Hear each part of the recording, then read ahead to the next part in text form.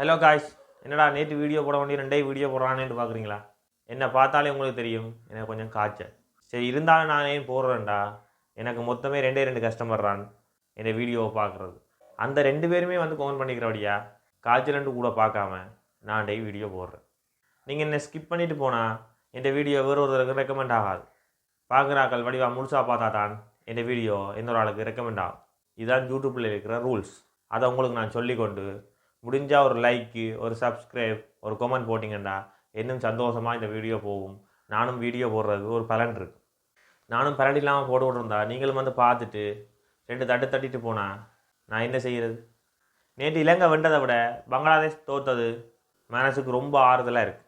நீங்கள் நம்பலைனாலும் அதான் நினைச்சோம். அதுலேயும் அஸ்வின் அண்ணா இருக்கிறாரല്ലോ, தனி ஒரு மனிதனாக பங்களாதேஷை போட்டு புலந்தெடுத்துட்டேன். பேட்டிங்லேயும் சரி, போலிங்லேயும் சரி, அவரை விட்டால் ஆள் இல்லைன்ற அளவுக்கு அவர் செஞ்சு காட்டியிருக்கிறார். அப்படிப்பட்ட அஸ்வின் அண்ணாவை ஏன் இந்த இந்தியா டீம் வஞ்சிக்குது? நீ என்னென்று சொல்லுவேன்? பங்களாதேஷை வென்றது அஸ்வின் அண்ணா மட்டும்தானுண்டு, ஏன் மெட்டாக்கள் விளையாடலையோ? அப்படி நீங்கள் என்ன கேட்டால், நீங்கள் வேணும்டா பங்களாதேஷ் டீம் போய் படுத்து நித்திர கொள்கிற இடத்துல உட்காந்து பாருங்கோ. அவங்க நித்திர கொள்ளைக்க ஒரு முணுங்குவாங்க, அஸ்வின் அஸ்வின் அஸ்வின்.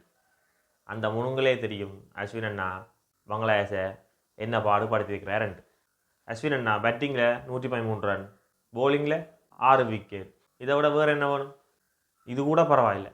பங்களாதேஷ் இப்போ தான் பாகிஸ்தான் அடிச்சுட்டு வந்திருக்கு. அந்த சந்தோஷத்தோடு வந்தது.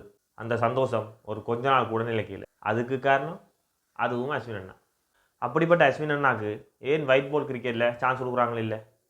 இப்போவும் அஸ்வின் அண்ணா வஞ்சிக்க தான் படுறார். இதே இந்த மேட்ச் முடிய வெளிநாட்டு கிரவுண்டில் எங்கேயும் மேட்ச் நடந்தால் அங்கே அஸ்வின் அண்ணா விட்டுட்டு தான் போவாங்க. உண்மையிலேயே அஸ்வின் அண்ணா ஒரு ஆல்ரவுண்டர். அதை ஜோதிச்சு அவரை டீமில் எடுக்கிறதோ இல்லையோண்டு முடிவு செய்வோம். இப்போ மொத்தமாகவே ஓடியில் கலட்டி விட்டாங்க. இனி கொஞ்சமாக டெஸ்ட் மேட்ச்லேயும் கலட்டி விட்ருவாங்க. இருந்தாலும் அஸ்வின் அண்ணா இன்னும் போராடி கொண்டு தான் இருக்கிறார். அஸ்வின் அண்ணா தொடர்ந்து விளையாடினா, இல்லாட்டி தொடர்ந்து விளையாடி இருந்தால், எல்லா மேட்சும் அவருக்கு சான்ஸ் கொடுத்து இருந்தால் அனில் கும்ப்ளேயின் ரெக்கார்டை அஸ்வின் அண்ணா உடைச்சிருப்பார்.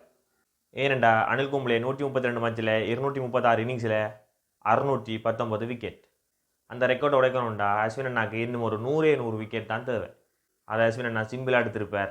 எனக்கு தெரிஞ்சு இவங்க செஞ்ச வஞ்சகத்தால் தான் அஸ்வின் அண்ணாவில் அதை நெருங்கி இல்லாமல் கிடக்கு. உண்மையிலேயே தமிழனுக்கு யாராவது ஆப்பு வைக்கிறாங்களா, இல்லை ஆப்பு வைக்கிறாங்கன்ற இந்த மனநிலை தான் அப்படியா என்று எனக்கே தெரியல. எதுவாக இருந்தாலும் நாகரிகமாக கொமெண்டில் சொல்லுங்க. அதே மாதிரி இவங்க சின்ன டீமோட கொடுத்த ஓய்வு, மற்ற தொடர்ந்து விளையாட விடாமல் வெளிநாட்டு கிரவுண்டில் அமர்த்தி வச்சுருந்தது, இதெல்லாம் சேர்த்து இவனை விளையாட விட்டுருந்தா அஸ்வின் அண்ணா இன்றைக்கு முத்தையா முரளியர்ன்ற ரெக்கார்டையே கொஞ்சம் கிட்ட நெருங்கியிருப்பார். வெல்றார் தோக்குறார் முக்கியம் இல்லை, அவருக்கான வாய்ப்பு கொடுத்துருந்தா அவர் கிட்ட நெருங்கியிருப்பார் என்றதான் உண்மை. இதுவும் யதார்த்தமாக நடந்ததோ அறியல. ஆனால் அஸ்வின் அண்ணா லைட்டாக வஞ்சிக்கப்படுறார். நல்லா ஜோதிச்சு பார்த்தீங்கன்னா தெரியும், 2023 வேர்ல்ட் கப் ஃபைனலில் 2 லெக் ஸ்பின்னரோட இந்தியா இறங்கினது. ஆனால் அஸ்வின் அண்ணா எடுக்கல. அங்கே ஸ்கோர் பண்ணின ஒரு batsman, left hand batsman, head போட்டு வெளுத்து இந்தியாவை தோக்க வச்சவன் தனி மனிதனா. ஆனால் அன்றைக்கு இந்த அஸ்வின் அண்ணா இருந்திருந்தா அந்த லெஃப்ட் ஹேண்டரை விக்கெட் எடுத்திருப்பார். இல்லாட்டி விக்கெட் எடுக்கிறதுக்கான வாய்ப்பு கூட இருந்திருக்கும். அன்றைக்கு இதைத்தான் நாங்கள் எல்லாருமே ஜோதிச்சினாங்க, இந்தியா தோக்கேக்க. இந்தியா காரணமாக தான் நீங்கள் ஜோதிச்சிருப்பீங்க.